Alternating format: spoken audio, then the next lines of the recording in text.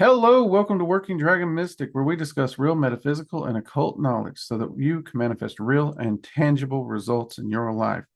This week, by request, we are actually going to be talking about a question I get quite a bit and have gotten time or two from the community. And I want to say it was either Nathan or Matthias who most recently asked this, but it would be what my favorite transmutation spells and or hexes are and why. And so, you know what? Let's talk about some transmutation spells and hexes that you can use today. Now, we are currently recording live in the community. There's a few people here. Guys over in the chat, if you have questions, drop them in the chat. I will try to answer them during or after. The chat is not recorded, so don't have to worry about that. Let's get to this, folks. And if you want to join us live anytime we talk about a topic, check out the Working Dragon Mystic community. If you're watching this on YouTube or Rumble, there will be links below. All right. First off, let's get a few things here. Transmutation. Right out of the gate, transmutation is not taking lead and turning it into gold. That, as far as I can find in any alchemy notes, it is all about it's more of an analogy, and it's a pursuit of change and most often spiritual. That's not to say all alchemy and transmutation was spiritual, because it did give us rise to modern medicine and things like that. When we're talking about transmutation in magic, though, that's going to be more in the spiritual side of things in most cases. So transmutation is taking one thing and transforming it into another. And actually, one of my favorite transmutation spells, one that I do quite often, is actually already on the channel. And some people have missed the point of the video. I may need to retitle it or redo it. I don't know which. And that is my Mercury retrograde video. Okay. If you followed this channel for any length of time, you know I don't give a bollocks about Mercury retrograde. I don't care about it. I don't really pay attention to it. It has no effect on me, my family, or any of my colleagues. It really does not. And these days, it's at a point where I just roll my eyes at it, because most people who do pay attention to it uses it as an excuse for something. They're having a bad day. Instead of doing something about it, they just, well, it's Mercury retro, or it's just they start using it as an excuse.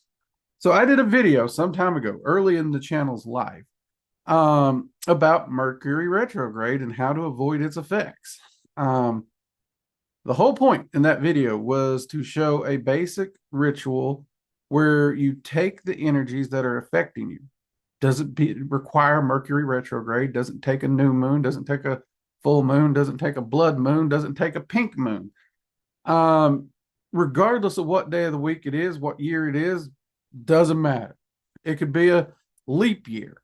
You can take hold of the ether around you that is affecting you and pushing in on you, and you can shape it. And you can shape it in a way that is going to affect you in your life. This is a transmutation spell. This is a transmutation ritual. This entire ritual is about grabbing a hold of that ether that is affecting you. Grant you, at this point in time, if it's just floating about there, it's not got any direction. It's going to bounce around willy-nilly. But if you take hold of it and you focus it into something, and you give it shape, you give it form, you give it focus, you give it order, then it's now serving your goals and your purposes as laid out in that ritual. Okay? That is a ritual, like I mentioned in that video. I do that quite often. I try to do it once a week. Honestly, if I can, I do it more than once a week. But once a week, hands down, is plenty. At least for me at this time in my life, I've found that if I do it once a week, its effects will hold up pretty solid for the bulk of the week. That is probably my favorite transmutation spell, because it literally means that whatever's going on outside my life, whatever's going on in the greater world, whatever's going on with the moon, the sun, the stars, the cats, the dogs, doesn't matter. I'm going to take charge of my life. I'm going to shape that energy into a direction that suits me. I will link that video below this for anybody who is interested. I know many in the chat here has already seen that. And I have a reason for doing that, is that I want to go over a few new ones today instead of just rehashing that one.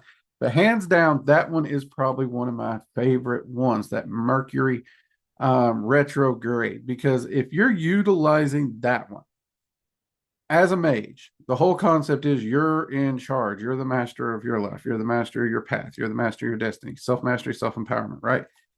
You're taking charge of that. You're not just letting random outside things just take you where they will, right? You wouldn't get yourself on a sailboat, drop sails, and just let the current bang you against the rocks at random and hope you get to whatever location on Earth you're wanting. There's no way in hell you're ever going to get to where you're going. Magic's the same way. Life is the same way. You got to take charge of it. You got to steer it. If you're applying that ritual, you're already leaps and bounds ahead of most people.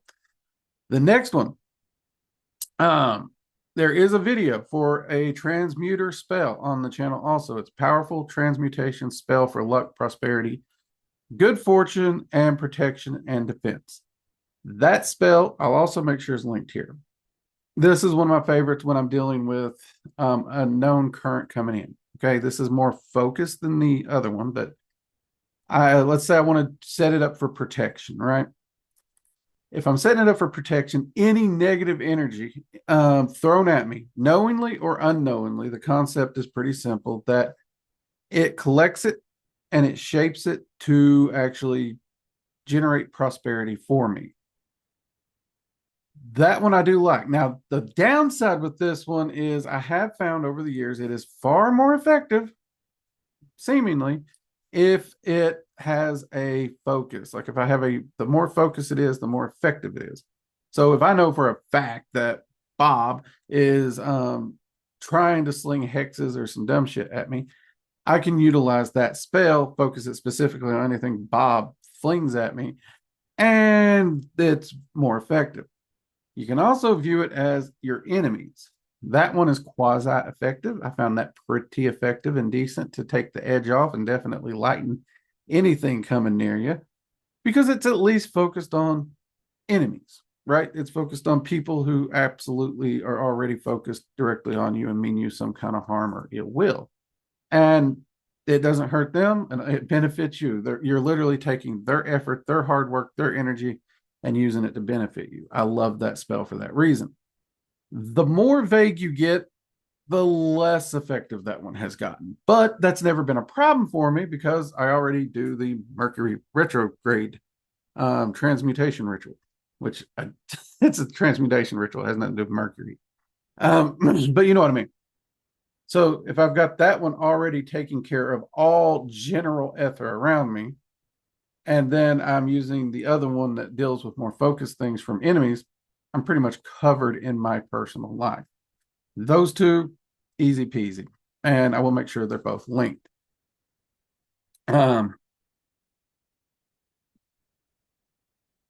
So, yeah. And I got one person in here, Immortal, asking, do bad things happen when you hex or do magic like it? Magic is a tool. Immortal, everybody, magic is a tool like a hammer. If you believe in karma, if you believe in a threefold rule, you're going to attract that onto yourself. If you don't, I'll be honest, I've never seen a hex or a curse outside anyone who believes in karma or threefold law kick back on them. I just haven't. Now, that being said, depending on the ethers you're using for your curses or hexes or the like, if you spend too much time in certain energy currents, that could, like it can attract like. So if you spend all your time in those darker hexy currents, yeah, you're going to attract some negative effects on you. But that's the same thing as, breathing underwater. Is that bad for you? Is water bad for you? No. Is trying to breathe underwater bad for you? Yes. Is swimming bad for you? No. Is staying underwater beyond your lungs capacity bad for you? Yes. So, you got to understand any too long in any environment is bad for you. So that would be the major thing. But also, most standard hexes. Like hexes and curses aren't the same thing. Curses, first off, a curse usually requires a lot more ether, a lot more focus. Hexes are more annoyances, almost like practical jokes, though they can be downright tactically annoying and drive a person apeshit. There's no doubt, but they require very, very little juice, in all honesty. And most people who think they're cursed, they've either done it to themselves through constant reinforced paranoia, or they've just accidentally hexed themselves. And but in both cases, it's very easy to undo as long as you can get them to realize they need to get out of their paranoia. But that aside, no, unless you're just spending too much time in that current. But then that's, again, like I said, it's not the curse or the action of cursing that's doing it, if that makes sense.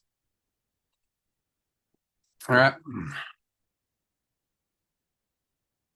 Now, with that said, um, anytime you're wanting to transmute energy, you just take it and you can shape it, right? So outside those two spells that I'm going to link below here, the next area where I really, really, really, really love transmutation is stress. Like, a lot of people wonder how I go through my life, how I do some of the stuff I do, how I get through, how I deal with stress, right? And it really comes down to sit down and meditate. Find something, if you can, and put your energy to. A lot of people think, I mean, get a hobby or something, sit down, play a video game, and you can do those. There's absolutely nothing wrong with that. But in the sense of transmutation, what I like to do is I like to literally take all that stress, all that frustration, and all that tension and put it into spell work. I don't care what the spell work is. If it's prosperity, if it's healing, it doesn't matter. Some of the most powerful healing spells I've done in my time for friends, for family, for colleagues, and for clients. That's the word I'm looking for, clients. Have been fueled by rage or stress. Absolutely. Because at the end of the day, ether is ether. Energy is energy. You can alter it and shape it as you want. So if I have an abundance of anger, if I have an abundance of stress that I'm carrying around, I can pull on that. I can harness that and I can shape it. And I can utilize it to fuel a healing spell. And I can focus that healing spell on an individual, whether it's the flu, a bad wrist, a bad joint, whatever it is the healing spell's doing. Or I can use it to fuel prosperity magics. I can use it to power uncrossings, whatever it is. You can transmute that stress, that rage, that emotion, and pour it into something that can benefit you or someone else, right? Hands down, this is one of my favorites on a day-to-day level for just health reasons, right? So for this, I will honestly, usually when I do this, it's right here, literally at my desk. I will literally just stop, get in a nice meditative state, and I'm going to try and collect all that stress, all that rage, all that frustration, whatever it is I'm having to deal with during this time. Even pain, if I'm having pain in a shoulder, a foot, whatever it is, I will try to pull on that pain and harness that and concentrate that and push that into something and shape that into something. Now, anyone who's ever worked with energy balls, you can easily gather into an energy ball of prosperity that benefits you, and you can release that out to draw you prosperity. That's perfectly fine. One of the things I like to do, and we're actually going to be talking a little bit about this in the servitor workshop later this month, but many of you know that when it comes to servitors, I put my servitors, their anchor's usually a page in a notebook. And that page in that notebook will have the sigil and everything on it that I need for the servitor, right? And we'll talk about building servitors in the workshop this week. That notebook is in my office. So when I'm doing these meditations, these stressors, if I have a servitor that's helping build prosperity or helping defend me or whatever the servitor's purpose is, I can take that rage, I can take that frustration, I can take that stress, I can shape it into the exact same energy that servitor is, and push it into the servitor to feed the servitor. Remember? Because you do need to do maintenance on the servitor. You need to give them ether on a regular basis. They're not self-sufficient entities. And if they are, there's plenty of reasons you don't want them to be. Plenty. So I will use that to put those into servitors. I will put it into sigil magic.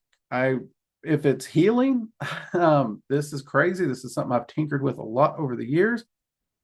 But I will literally build that ether up into like an energy ball in my hand, focused on healing, specifically healing. And once I can, like, the stress is gone, once I'm as relaxed as all hell, once I don't have that stress on me no more, but I still have this etherical ball that I'm collected of pure healing energy because I've pulled all that stress, I've pulled all that frustration, and I have manipulated it and transmuted it into healing ether, then I will take and place that onto an area where I'm having problems, whether it's a shoulder, a knee, a foot, or what. And that has, over time, that has shown amazing results, absolutely accelerated results. Like, there's been plenty of times a foot injury that would normally take a month and a half to heal. I've been able to clear it up in a week or two doing this. It's pretty freaking amazing in those categories. And anyone who's ever manipulated energy, you know what I mean. Our meditation course, we talk about breathing in, breathing out. Think about de-stressing meditations. You breathe in the positive, breathe out the negative. Breathe in the positive, breathe out the negative. Right? That sounds silly. It's effective, we know. But instead of just breathing it out, when you breathe in that positive or neutral energy, you pull that negative energy out and collect it, right? Once you got it collected, that's when you start to transmute it. That's when you take it and shape it, cleanse it. And I love to do this with the Dragon's Flame ritual, because then I can literally work with the dragon fire. I want that, whether it be healing, grounding, prosperity, I can use it to transmute that ether that I'm holding during that ritual before I utilize it for whatever I'm utilizing it for. Okay. That is one of my go-tos. I absolutely freaking love it. I do. So yeah. Let's see, Matthias. So you can literally use the pain of an injury to heal. Yes, you can. I don't know why I thought of that when I did. Well, okay, because I remember it was an injury. I remember I was basically on bed rest and upset about it, because I'm not a good patient, people. I'm really not. I'm a pain in the ass of a patient. And my brain is going 24/7. Painkillers really wasn't working. I need to do something.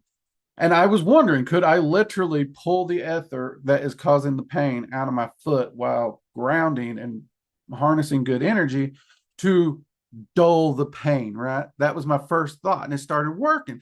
But then I'm sitting there, and I realized I got this ball of pain. And not gonna lie, my brain starts thinking of some pretty effed up things to do with this.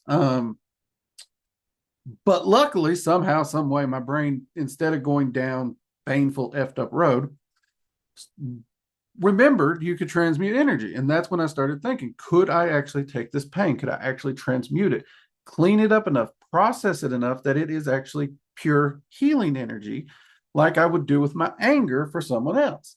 And if I can do that now, could I then take that and put that back? And I started tinkering with that, and I got some really, really cool results with it. And over the years, I've refined the method and practiced it and continued to get good results with it. So yes, you absolutely can, which is pretty freaking cool.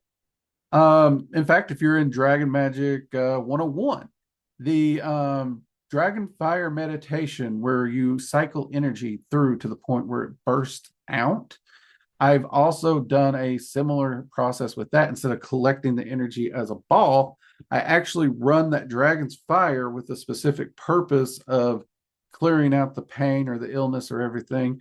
And once it gets to the point of bursting, it's raining that dragon's fire down with a very specific empowerment to it, much like healing. So I'm now pouring that healing energy through me while fueling the Dragon's Fire meditation with the stress as well. It takes a lot of focus on that one because anyone who's done that meditation knows that meditation can get wild. But if you can get your focus there and hold it, it's pretty effective. Collecting it as a collection outside is easier. If you have trouble collecting it as an orb and feeling energy, you can collect it into a stone and transmute it inside the stone. I like quartz for that, and then put it back. So those are all ways that you can do that. And honestly, that's the one I've been playing with so much over the last few years that those are really the 3 transmutation spells I use. Like, I actually went through a lot of my journals over the weekend to try and find anything. And those are the ones that are in my documents. Those are the ones I'm using.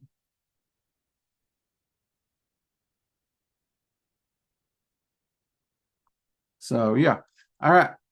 However, so that would cover if this was just transmutation, wouldn't it? That would be done, but it isn't. Somebody in that last question asked about hexes.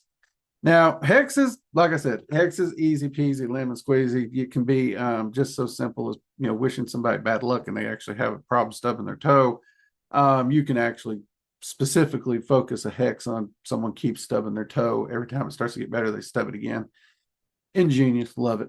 I've always had a penchant for loving hexes that deal with ingrown toenails because if you've ever had one, they suck. So, annoyances and stuff like that. But honestly, when it comes to curses or hexes or something, I've found over time that most of the time I just want people out of my life. I want them to leave me the hell alone. And usually if I do want to curse them or something, I want that curse. I don't care what happens. I just want them gone out of my life. Now, because of that, there's a banishing spell. I believe it's on the channel. I'm not sure if it's on the channel. If it isn't, that's fine, but we're going to talk about it. It's a bone spell. And what you will need for this, you will actually need a bone. It can be a chicken bone. It can be a rib bone.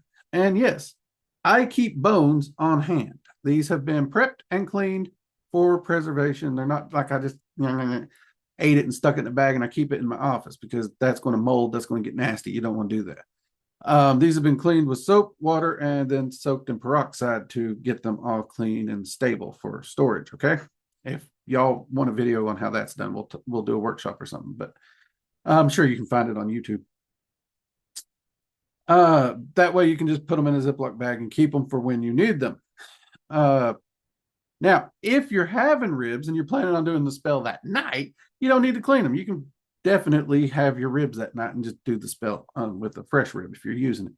You only need to clean them like this if you're storing it.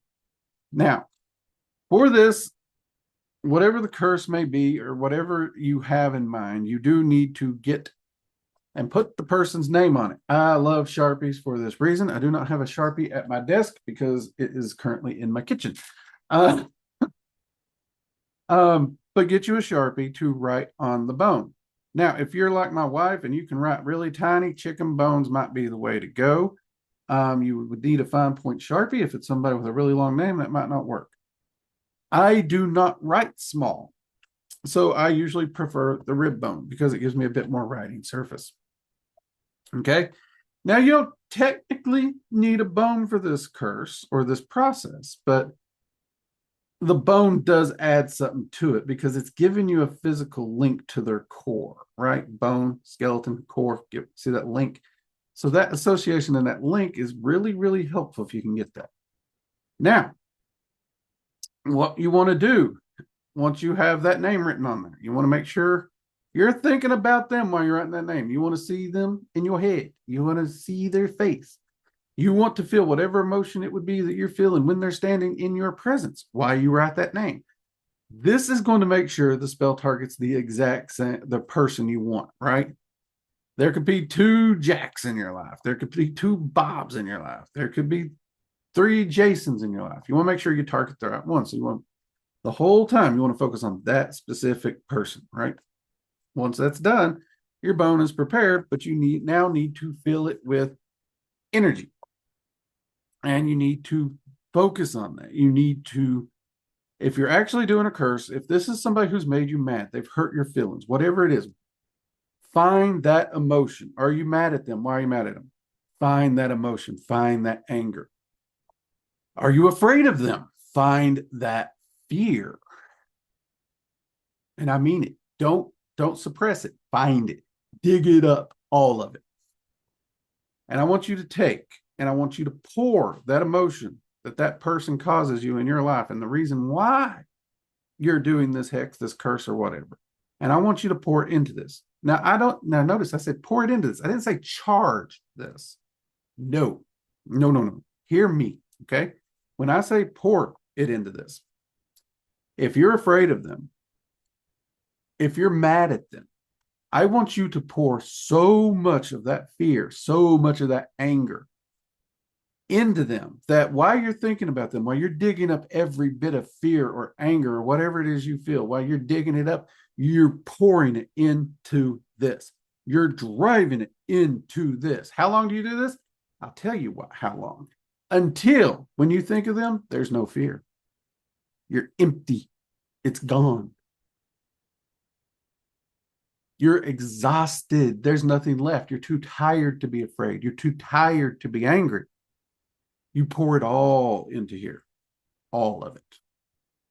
Okay? Once you've hit that point, I want you to focus on exactly what that little, or well, I should say, while you're pouring it all in there, while you're doing this, I also want you to focus on what you want this curse to do. Do you want them to know fear?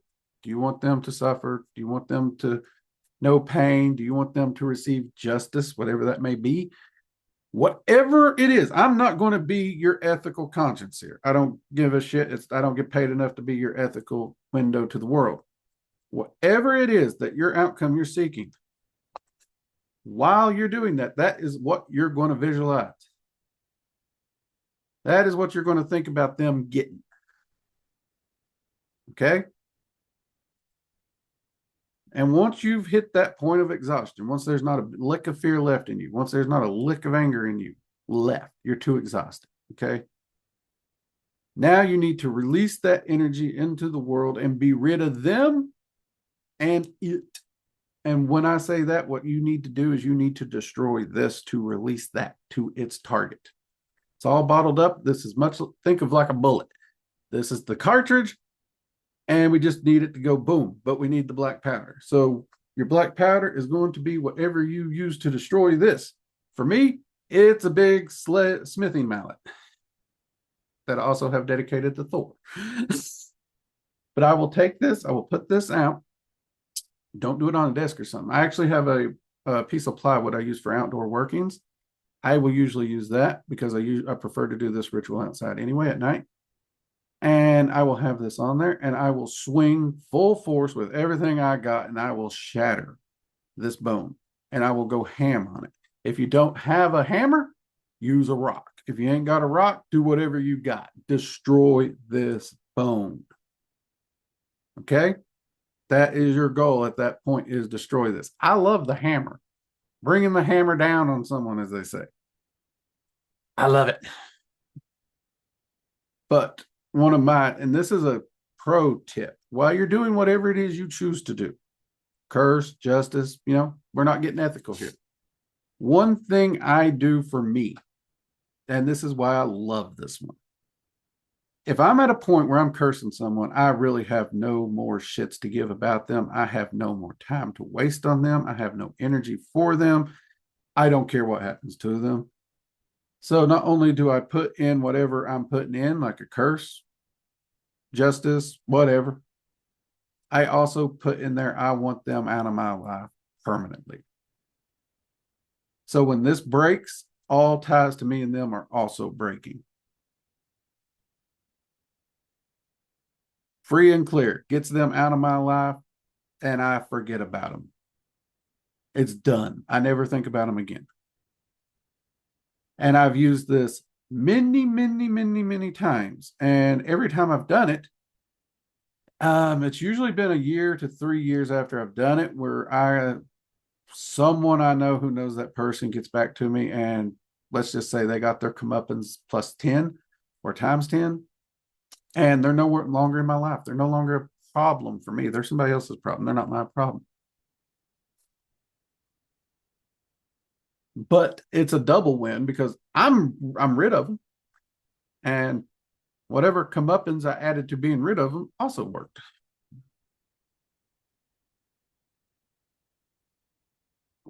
So there's that. But if you do it right, think about it. You win right from the start. Because if you're afraid of them, there's no more fear. You're free of the fear. If he was angry, you're free of the anger. You're not carrying it. It's gone. You can get up, go into your bedroom, get a good night's sleep, free of whatever the fuck that was that you were dealing with. Kind of cool. Anyways, those are definitely my favorite transmutation and hex spells to utilize, hands down. Okay. If you have any questions and you're watching live or watching here on YouTube or Rumble, feel free to ask questions in the comments. I'll do my best to answer those. Also, you can join us live at the community.